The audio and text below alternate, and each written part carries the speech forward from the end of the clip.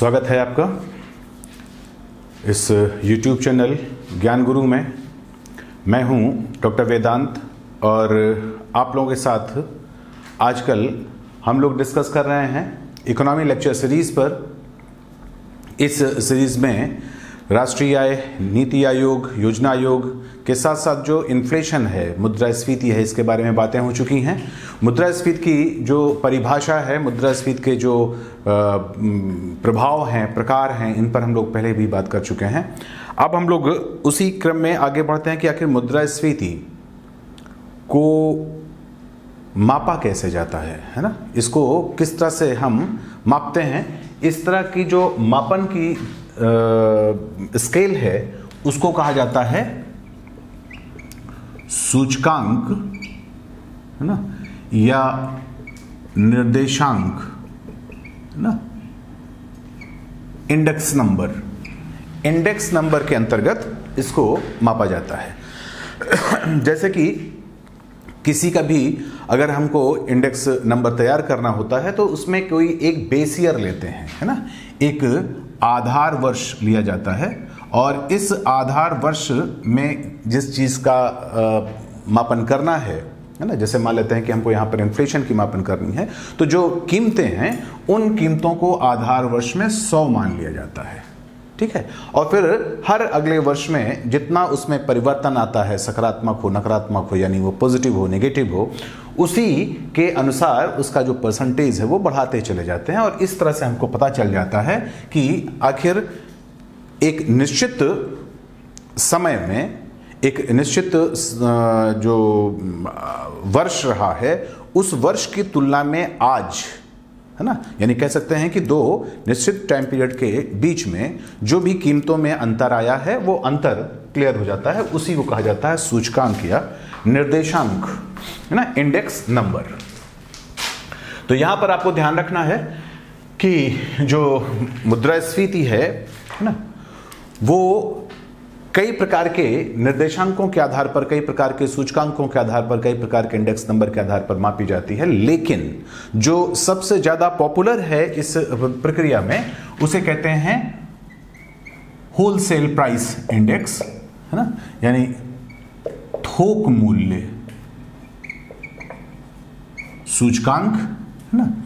इसी तरह से होता है कंज्यूमर प्राइस इंडेक्स, है ना, यानी उपभोक्ता मूल्य सूचकांक, ना, कंज्यूमर प्राइस इंडेक्स, और प्रोड्यूसर प्राइस इंडेक्स, ना, यानी जो उत्पादक है ना, उत्पादक मूल्य सूचकांक, ठीक है। ये तरीके रहे हैं, है ना।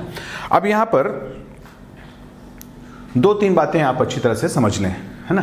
पहली बात तो ये समझ लीजिए कि जो वर्तमान में मुख्य रूप से मुद्रास्फीति का मापन किया जाता है ना, उसका जो आधार वर्ष है ना, वो आधार वर्ष 2011-12 को बनाया गया है, ठीक है ना। आगे प्रस्ताव है इसे 15-16 करने का, लेकिन अभी फिलहाल ये आधार वर्ष क्या है, 2011-12, ठीक है।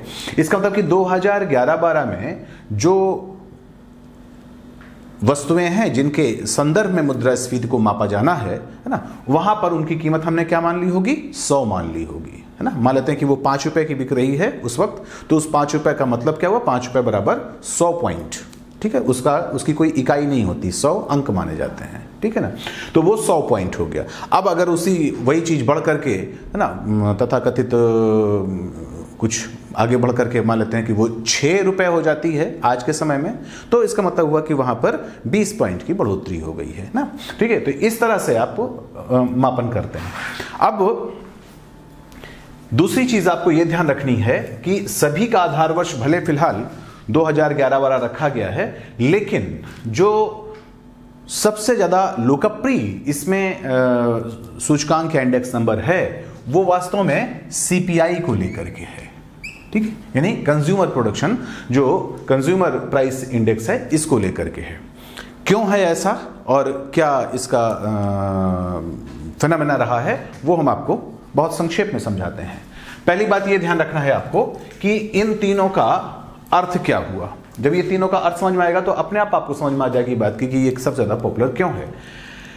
होलसेल प्राइस इंडेक्स है ना, ये वास्तव में किसी जो स्टॉकिस्ट है, जो होलसेलर है ना, उसके लेवल पर क्या कीमतों का परिवर्तन आता है, उस चीज को ये डिनोट करता है, उस चीज को ये संदर्भित करता है। जबकि उपभोक्ता के पास पहुंच करके कीमतों का क्या परिवर्तन आता है, ये सीपीआई निर्देशित करता है।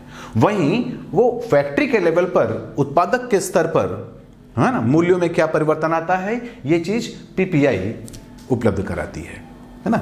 इसको हम लोग इस तरह से भी समझ सकते हैं, जैसे फर्ज करिए कि कोई भी वस्तु है, तो वो वस्तु ना जहां पे उत्पादन हुआ उस उत्पादक के स्तर से चलेगी, ठीक है, और उस उत्पादक के स्तर से चलते हुए अल्टीमेटली वो उपभोक्ता तक पहुंचेगी, ठीक है ना।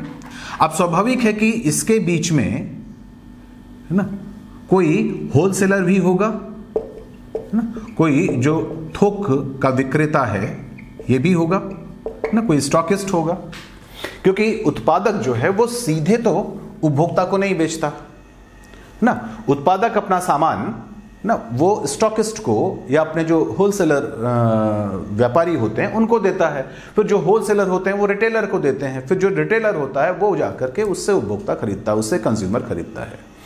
तो कंज्यूमर का जो सीधा संबंध है वो रिटेलर से होता है, ना तो होलसेलर से होता है और ना ही प्रोड्यूसर से होता है, ठीक है। तो अब स्वाभाविक है कि इन सभी लेवल पर हम कीमतों को आंक सकते हैं, क्योंकि जो कीमतें हैं वो इन सब जगह वैरी करेंगी।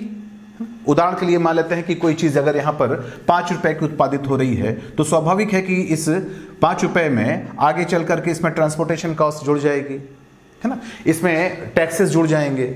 अब वो जो टैक्सेस हैं ना और ट्रांसपोर्टेशन है, ये जुड़ करके ये होलसेलर को मिलेगा, फिर जो होलसेलर है ना इससे आगे बढ़ करके फिर ट्रांसपोर्टेशन कॉस्ट जुड़ करके तब उसको रिटेलर को मिलेगी, फिर रिटेलर के पास जाकर के उपभोक्ता खरीदेगा।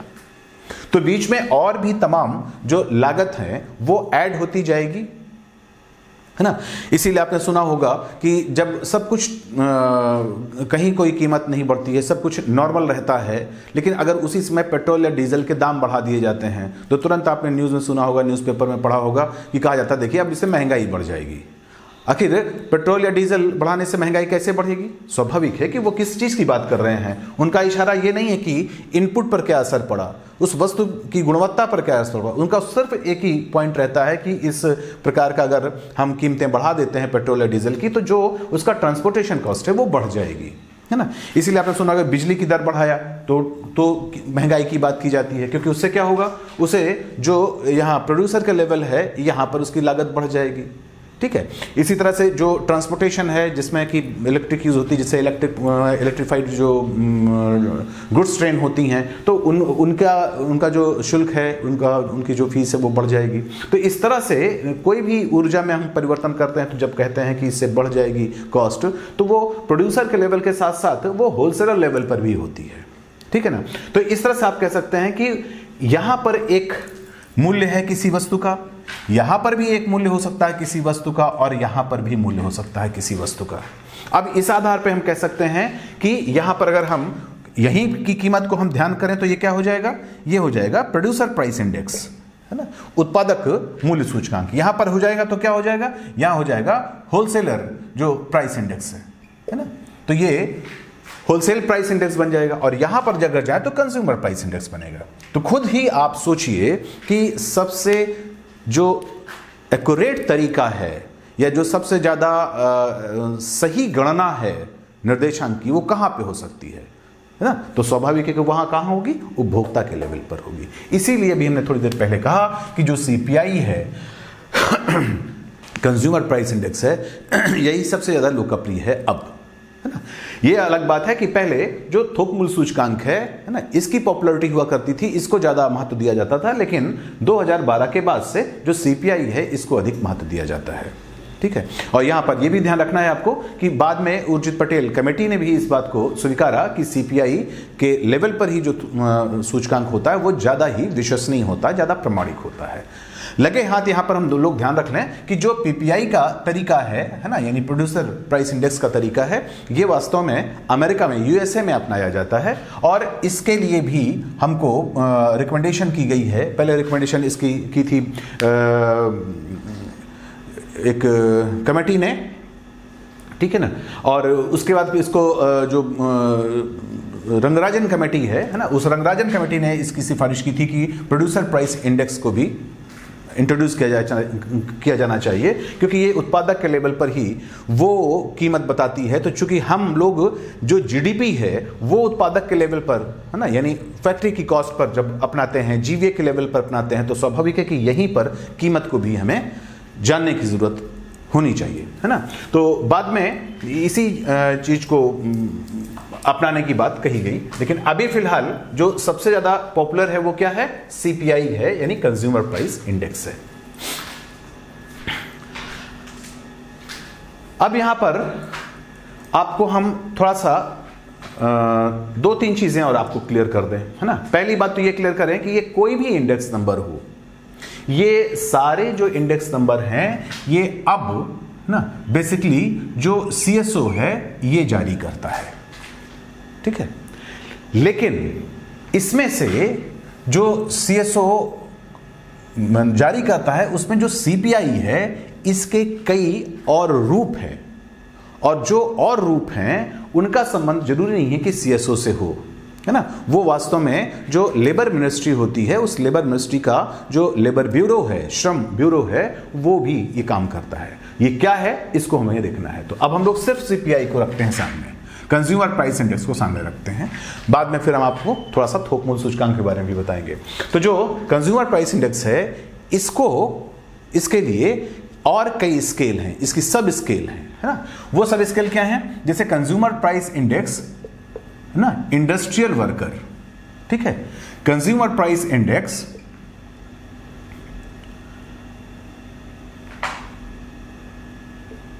Rural, consumer price index urban, consumer price index है ना रूरल प्लस अर्बन, ठीक है। और या फिर इसको कह दिया जाएगा कंबाइन, ठीक है। तो इसको इस तरह से भी लिख सकते हैं, है ना, इसी चीज को इस तरह से भी कर सकते हैं, सीपीआई कंबाइन, ठीक है ना। तो ये और तरीके हैं, है ना। तो इसका मतलब हुआ कि जब हम सीपीआई इंडस्ट्रियल वर्कर करते हैं, सीपीआई रूरल कहते हैं, सीपीआई अर्बन कहते हैं, फिर इसका कंबाइन करते हैं, है ना। इसी तरह से जो सीपीआई है वो एएल एग्रीकल्चरल जो लेबरर है, ऐसे। तो ये सीपीआई के और भी रूप हैं, ये चीज आपको स्पष्ट हो गई। अब यहां पर आपको ये चीज ध्यान रखनी चाहिए कि इस तरह की जो तमाम चीजें हैं आखिर इनका अलग अलग उपयोग क्या है। ये अलग बात है कि इनमें से हमको सिर्फ अपने सामान्य मुद्रास्फीति को समझने के लिए सिर्फ कोई एक स्केल चाहिए, और वो स्केल होगी ये वाली, ठीक है, ये स्केल है जिसको उर्जित पटेल कमेटी ने 2014 में रिकमेंड किया, तो ये वाली है। लेकिन फिलहाल ये और भी हैं, इनका अलग से भी प्रयोग होता है, इसलिए थोड़ा सा ये बात समझनी चाहिए। जैसे जो सीपीआई एएल है यानी एग्रीकल्चर लेवल पर है, ठीक है ना। तो जो सीपीआई है इसको, इसकी जो वो है कैलकुलेशन है वो श्रम मंत्रालय का क्या करता है? श्रम ब्यूरो करता है, यानी इसको सीएसओ नहीं करता है, ठीक है। ये ब्यूरो करेगा। दूसरी बात ये ध्यान रखिएगा, इसी तरह से जो सीपीआई इंडस्ट्रियल वर्कर है ये भी कौन करेगा? यही श्रम ब्यूरो करेगा, ठीक है।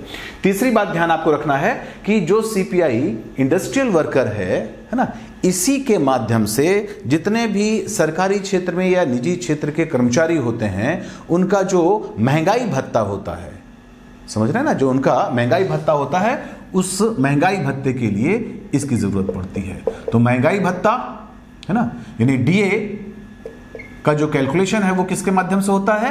वो सीपीआई आईडब्ल्यू के माध्यम से होता है, ठीक है। ये जो अंतरराष्ट्रीय श्रम संगठन है ना, आईएलओ, इंटरनेशनल जो लेबर ऑर्गेनाइजेशन है, जिसकी स्थापना 1919 में हुई थी, जिसके आधार पर आप जानते हैं कि 1 मई को श्रम दिवस, लेबर डे मनाया जाता है, वस्तुतः उसके द्वारा भी ये रिकमेंडेड है। अब जो CPI AL है, इसके माध्यम से और तमाम प्रकार की जो सब्सिडीज हैं, जैसे आप जानते हैं कि जो आपका उसकी फर्टिलाइजर की सब्सिडी है, बीजों की सब्सिडी है, और सबसे इंपॉर्टेंट चीज जो आपके जो कृषि मजदूर होते हैं, है ना, खासतौर से जो मनरेगा में काम करने वाले लोग होते हैं, उनकी मजदूरी वगैरह का जो निर्धारण होता है, उसके लिए इसको बेस माना जाता है। ठीक है ना। बाकी जितनी ये 3 अन्य हैं, है ना, क्योंकि ये A, B, C, ये 3 अन्य प्रकार की जो हमारे पास निर्देशांक हैं, इन सभी को CSO के माध्यम से मापा जाता है। ठीक है, तो इसका मापन CSO करता है। तो अब हम लोग इस पर आते हैं। अब यहां पर आपने देखा है कि जो CPI है ये रूरल लेवल पर जो कीमतें हैं उनके वेरिएशन को नाप रही है, यहां पर जो अर्बन लेवल के लोग हैं उनके कीमत के वेरिएशन को नाप रही है, यहां रूरल अर्बन को आपस में कंबाइन कर दिया गया है। ठीक है ना। तो फाइनली अब जब हम लोग इसकी बात करते हैं तो ये उपभोक्ता कौन सा हुआ, ये उपभोक्ता हो गया कंबाइन, यानी उपभोक्ता मूल्य सूचकांक संयुक्त, है ना, कंबाइन। इसके माध्यम से जो कैलकुलेशन है वो किया जाता है। अब ये सारी जानकारी जानने के बाद हम लोग 2 और छोटी छोटी बातों पर चलते हैं जिनको भी ध्यान में रखना जरूरी है। पहली बात ये ध्यान में रखना जरूरी है आपको कि चाहे थोक मूल्य सूचकांक हो और चाहे ये कंज्यूमर प्राइस इंडेक्स कंबाइन हो, उपभोक्ता मूल्य सूचकांक संयुक्त, संयुक्त का मतलब हुआ रूरल एंड अर्बन, ये दोनों ही हों, तो दोनों के संदर्भ में कुछ जो वस्तुएं हैं जो हम डेली रूटीन में प्रयोग में लाते हैं, उस प्रकार की वस्तुओं का एक ना बास्केट यूज किया जाता है, यानी उस प्रकार की वस्तुओं का एक समूह यूज किया जाता है। तो वस्तुओं का क्या होता है, बास्केट होता है, और इस बास्केट की कीमत के आधार पर ही जो बदलाव आते हैं उस बदलाव को कैलकुलेशन में अंदर शामिल किया जाता है। तो यहां पर ध्यान आपको रखना है कि जैसे होलसेल प्राइस इंडेक्स है, ठीक है ना, थोक मूल्य सूचकांक, जब इसको निकालना होगा तो इसके लिए जो बास्केट यूज किया जाता है उस बास्केट में 3 प्रकार की चीजें होती हैं, है ना। क्या क्या 3 प्रकार की चीजें होती हैं? एक तो होती हैं जो प्राइमरी गुड्स होते हैं, है ना, जो प्राइमरी वस्तुएं होती हैं, इनको केवल शामिल किया जाता है। दूसरी चीज जो होती है वो होती है मैन्युफैक्चर्ड, है ना, जो आप कह सकते हैं कि जो विनिर्मित उत्पाद हैं, है ना, इनको शामिल किया जाता है। ठीक। और तीसरा जो है वो फ्यूल एंड पावर, यानी जो ईंधन और शक्ति के साधन हैं, इनको प्राप्त किया जाता है, जैसे बिजली या गैस सिलेंडर, है ना, इस तरह की चीजें। तो ये प्राइमरी और मैन्युफैक्चर्ड और फ्यूल एंड पावर, ये 3 प्रकार की जो चीजें हैं उसको इस बास्केट में शामिल किया जाता है। ठीक है। अब यहां पर आपको यह ध्यान रखना है कि जो थोक मूल्य सूचकांक होता है ना, जो होल प्राइस इंडेक्स होता है, होलसेल प्राइस इंडेक्स होता है, इसमें जो सबसे ज्यादा जिसका वेटेज होता है, भार होता है, यानी सबसे ज्यादा उस ग्रुप में सबसे ज्यादा वस्तुओं की जो संख्या होती है वो किसकी होती है? वो मैन्युफैक्चर्ड गुड्स की होती है। ठीक है ना। मैन्युफैक्चर्ड गुड्स नंबर 1 पर होता है, उसके बाद प्राइमरी गुड्स, उसके बाद फिर ईंधन और शक्तियां होती हैं, है ना। जैसे एक सेकंड के लिए अगर हम ये सोचें कि 10 चीजों को लेकर के हमने बास्केट बनाया है, 10 वस्तुओं के संदर्भ में वो कीमतों के अंतर जानने के लिए हमने बास्केट बनाया है, तो उसमें पता चला कि 5-6 वस्तुएं तो सिर्फ मैन्युफैक्चर्ड होंगी, है ना, 2-3 वस्तुएं इसकी होंगी और 1-2 वस्तुएं इसकी होंगी। इस तरह से यहां पर वेटेज किसको सबसे ज्यादा दिया जाता है? मैन्युफैक्चर्ड गुड्स को। लेकिन जब हम लोग बात करते हैं, ये हमने किसके बारे में बताया आपको? ये होलसेल प्राइस इंडेक्स के संदर्भ में बताया। अब अगर हम बात करें कि सीपीआई के संदर्भ में, है ना, कौन सा सीपीआई कंबाइन, है ना, तो सीपीआई कंबाइन के अगर संदर्भ में बात करें, कंज्यूमर प्रोडक्ट प्राइस इंडेक्स जो कंबाइन है, यानी रूरल और अर्बन दोनों कंबाइन है, अगर हम इसकी बात करें तो इसमें भी इसी प्रकार की वस्तुएं शामिल की जाएंगी। ठीक है ना, इसी प्रकार का ग्रुप उसमें भी शामिल किया जाएगा, कुछ प्राइमरी होगा कुछ, लेकिन इसमें जो प्राइमरी गुड्स का, है ना, आपका जो खाद्य और पेय से संबंधित सामग्रियां हैं, है ना, खाद्य और पेय से संबंधित सामग्रियां हैं, जिसमें भी ये सब आटा, दाल, है ना, तिलहन, इस तरह की जितनी भी चीजें आती हैं, ये सब जो खाद्य तेल वाली सब चीजें हैं, खाद्य और पेय से संबंधित, इनका जो भारांश है ये सबसे अधिक होता है। इसका मतलब हुआ कि इसके भारांश के बाद दूसरे नंबर पर विनिर्मित वस्तुएं होती हैं, है ना। यहां पर ध्यान रखना कि ये नंबर 1 पर होता है, ये नंबर 2 पर होता है, जबकि यहां पर विनिर्मित वस्तुएं नंबर 1 पर होती हैं और प्राइमरी नंबर 2 पर होती हैं। तो इसका मतलब हुआ कि यहां पर जो खाद्य और पेय संबंधी प्राइमरी गुड्स हैं उनकी संख्या सबसे ज्यादा होती है ना। इनका जो भारांश है वो काफी आगे होता है। जैसे एक वास्तविक उदाहरण हम आपको दे देते हैं कि अगर कुल मिलाकर के जो इस बास्केट में सीपीआई के बास्केट में, उपभोक्ता मूल्य सूचकांक के बास्केट में कुल मिलाकर के 697 वस्तुएं शामिल की गई हैं, ठीक है ना। 697 वस्तुएं शामिल की गई हैं और इस 697 वस्तुओं में जो 567 वस्तुएं हैं, है ना, ये सिर्फ खाद्य और पेय से संबंधित हैं। सोच लीजिए आप कितना ज्यादा भारांश खाद्य और पेय का है, ठीक है ना। उसके बाद फिर ये निर्मित वस्तुएं जैसे कपड़े हो गए ना, जूते चप्पल हो गए, इस तरह की चीजों को फिर बाद में शामिल किया गया, ठीक है। अब यहां पर एक बात और ध्यान रखना है आपको कि ये जो ये होलसेल प्राइस इंडेक्स होता है ना, इसकी खास बात ये होती है कि ये सिर्फ वस्तुओं से संबंधित है ना। ये सेवाओं से संबंधित जो वेरिएशन होते हैं कीमतों को, उसको शामिल नहीं करता, ठीक है। लेकिन अगर हम प्रोड्यूसर प्राइस इंडेक्स को अपनाएं तो प्रोड्यूसर प्राइस इंडेक्स में वस्तुओं के साथ साथ जो सेवाएं होती हैं इनको भी शामिल किया जाता है।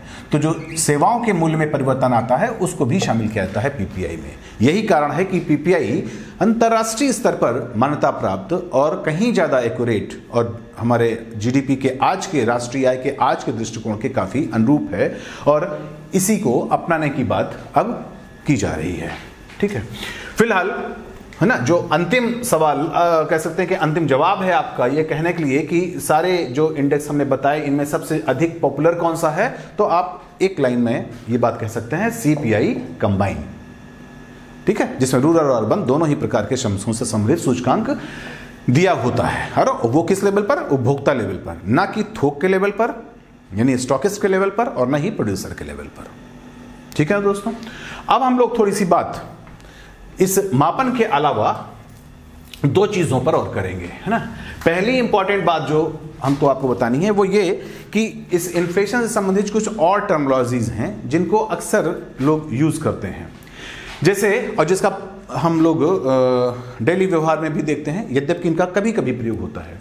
जैसे एक टर्मिनोलॉजी होती है ना, वो पूछा जाता है ना, स्ट्रैगफ्लेशन, ठीक है। इसी तरह से एक है ना स्क्यूफ्लेशन और एक होता है कोर इन्फ्लेशन ना। ये टर्मिनोलॉजीज हैं। इसमें आपको ध्यान रखना है कि जो स्ट्रैगफ्लेशन है ये वास्तव में स्ट्रैगनेशन और इन्फ्लेशन से मिलकर बना है। इसका मतलब यह हुआ कि जब किसी अर्थव्यवस्था में मंदी और महंगाई, स्ट्रैगनेशन और इन्फ्लेशन, मंदी और महंगाई, ये दोनों स्थितियां एक साथ हों, है ना। इसका कि एक तरफ तो मंदी हो और दूसरी तरफ जो महंगाई है ये भी चल रही हो, समझ रहे हैं। इसका मतलब कि एक तरफ मंदी भी हो और दूसरी तरफ महंगाई, दोनों स्थितियां एक साथ चल रही हों। ये दो विरोधी चीजें हैं एक तरह से, क्योंकि जब महंगाई होती है तो आपको कल हमने बताया था, इसके पहले के वीडियो में क्लियर किया था कि उसमें फिर मंदी नहीं होती है, उसमें जो ग्रोथ रेट है वो इंक्रीजिंग होती है, बढ़ती जाती है। तो महंगाई अगर है, इन्फ्लेशन है, तो अर्थव्यवस्था की ग्रोथ रेट बढ़ेगी। लेकिन यहां पर तो उसको क्या बताया गया? उसको स्टैग्नेंट बता दिया गया, उसको जड़ बता दिया गया, उसको रुकी हुई, उसको स्थिर बता दिया गया। तो इस प्रकार की जब दोनों ही स्थितियां होती हैं तो उसको कहते हैं स्टैगफ्लेशन। ये बहुत ही खराब स्थिति होती है, ठीक है। जो स्क्यूफ्लेशन होती है इसकी खास बात ये होती है कि ये सामान्य इन्फ्लेशन नहीं है, मतलब कि सभी चीजों में एक साथ महंगाई नहीं आती, बल्कि कोई पर्टिकुलर वस्तु को लेकर के या उससे जुड़ी हुई जो चीजें होती हैं, है ना, या एक ग्रुप से संबंधित जो महंगाई है वो आती है। जैसे आप अक्सर देखते होते हैं कि सारी सब्जियों के दाम एक जैसे होते हैं, लेकिन अचानक प्याज की कीमतें बढ़ जाती हैं, ठीक है। तो अब यहां पर प्याज की कीमतों की या प्याज की महंगाई को क्या कहेंगे? तो प्याज की महंगाई के लिए कहेंगे स्क्यूफ्लेशन। यानी ये क्या है? ये एक प्रकार की पर्टिकुलर इन्फ्लेशन है ना, विशिष्ट प्रकार की महंगाई है ना, एक विशेष प्रकार की जो महंगाई है वो है स्क्यूफ्लेशन, ठीक है। इसी तरह से कोर इन्फ्लेशन, कोर इन्फ्लेशन का प्रयोग वो आरबीआई करता है और इस तरह की जो शब्दावली होती हैं वो उनका प्रयोग कभी कभी ही होता है, क्योंकि कोर इन्फ्लेशन वास्तव में उस इन्फ्लेशन को बोला जाता है जिसमें जो नॉन फूड ग्रेन्स हैं, मतलब जो खाने से संबंधित चीजें नहीं हैं, है ना, तो खाद्य वस्तुएं नहीं हैं, बल्कि जो विनिर्मित वस्तुएं हैं, सिर्फ उनके संदर्भ में जो महंगाई होती है उसको कोर इन्फ्लेशन कहा जाता है। ठीक है, तो ये कुछ और टर्म्स हैं जिनको आपको ध्यान रखना चाहिए, स्टैगफ्लेशन, स्क्यूफ्लेशन और कोर इन्फ्लेशन। ठीक है, तो जो गैर, फिर से एक लाइन में हम बताते चले आपको, जो गैर खाद्य विनिर्मित वस्तुएं होती हैं, गैर खाद्य विनिर्मित वस्तुएं, उनको कहते हैं कोर इन्फ्लेशन, उनकी महंगाई को। ठीक है, जब किसी विशेष प्रकार की वस्तु या उस तरह के वस्तु समूह में केवल महंगाई बढ़ती है तो उसको कहते हैं स्क्यू इन्फ्लेशन, और जब मंदी और महंगाई दोनों एक साथ रहती है तो उसको कहा जाता है स्टैगफ्लेशन। ठीक है ना, तो ये कुछ आपके इन्फ्लेशन की चीजें हैं। अब मेन चीज रह गई कि आखिर जब मुद्रास्फीति हो, तो हमने आपको पहले बताया कि मुद्रास्फीति जो है वो अर्थव्यवस्था के लिए फायदेमंद भी होती है, उसके ग्रोथ के लिए, रोजगार के लिए, लेकिन अगर ये एक लेवल से ज़्यादा बढ़ जाए तो फिर ये नुकसानदायक भी होती है। इसका हमने आपको जो एक सिमली दी थी वो हमने आपको बताया था ब्लड प्रेशर से। तो इस तरह की जो मुद्रास्फीति है ये एक ऐसे नाजुक संतुलन के साथ जुड़ी होनी चाहिए। वो नाजुक संतुलन क्या हो सकता है? तो उर्जित पटेल कमेटी ने 2014 में इसके लिए बताया था कि ये जो नाजुक संतुलन है वो हो सकता है 4 ± 2%, है ना। इसका मतलब क्या हुआ कि 4% में या तो 2% कम या 2% ज्यादा। इसका अर्थ हुआ कि 2 से लगा करके 6% के बीच में अगर भारत में महंगाई दर है तो वो महंगाई दर वास्तव में उस प्रकार की मुद्रास्फीति हमारे लिए सम्माननीय है, हमारे लिए अपेक्षित है। हम इस प्रकार की जो मुद्रास्फीति होगी वो हमारे लिए ग्रोथ का एक आधार बन जाएगी और उससे रोजगार हमारे यहाँ बढ़ेंगे। ठीक है, तो ये हमेशा ध्यान रखिएगा कि इस वक्त, क्योंकि इसके पहले अलग अलग जो अर्थशास्त्री रहे हैं, अलग अलग कमेटियां रही हैं, उन्होंने तमाम डिजिट दिए हैं, लेकिन अभी जो प्रेजेंट यूज की जा रही है आरबीआई के माध्यम से वो है 4 ± 2%। अंतिम रूप से अभी ये देखना है कि आखिर जो महंगाई होती है इसको कंट्रोल किया कैसे किया जाता है। इसके लिए ना मौद्रिक नीति भी अपनाई जाती है, राजकोषीय नीति भी अपनाई जाती है, लेकिन सबसे महत्वपूर्ण इसमें मौद्रिक नीति है और मौद्रिक नीति को आरबीआई काम करता है। और आरबीआई इस चीज के लिए 2 प्रकार की चीजों को अपनाता है। एक होता है जिसको कहा जाता है परिमाणात्मक या क्वांटिटेटिव जो मेजर्स होते हैं, और दूसरा क्वालिटेटिव सिलेक्टिव, यानी जो आपका होता है गुणात्मक, है ना, या चयनात्मक। ये 2 प्रकार के मेजर्स होते हैं जिनके माध्यम से आरबीआई ना ये इन्फ्लेशन रेट पर कंट्रोल करता है। अब यहां पर आपको ध्यान रखना है कि यही जो मेजर्स हैं इन्हीं में आपको बैंक रेट, रेपो रेट, ना रिवर्स रेपो रेट जैसे तमाम से शब्दावलियां हैं उनसे आपका परिचय होगा, और ये सब चीजें हम लोग नेक्स्ट वीडियो में देखेंगे। तो ये पूरी एक सीरीज है, इसलिए इसको आपको आगे पीछे दोनों मिला करके देखना होगा। तो आगे के वीडियो में हम लोग देखेंगे कि किस तरह से इन्फ्लेशन पर आरबीआई ना as a monetary policy control करता है, और ये चीज आपको बाद में फिर मनी मार्केट में भी काम करेगी। ठीक है दोस्तों, तो अगर आपको ये पसंद आ रहा है तो इसको लाइक करिए, शेयर करिए और जुड़े रहिए हमारे साथ। Thank you.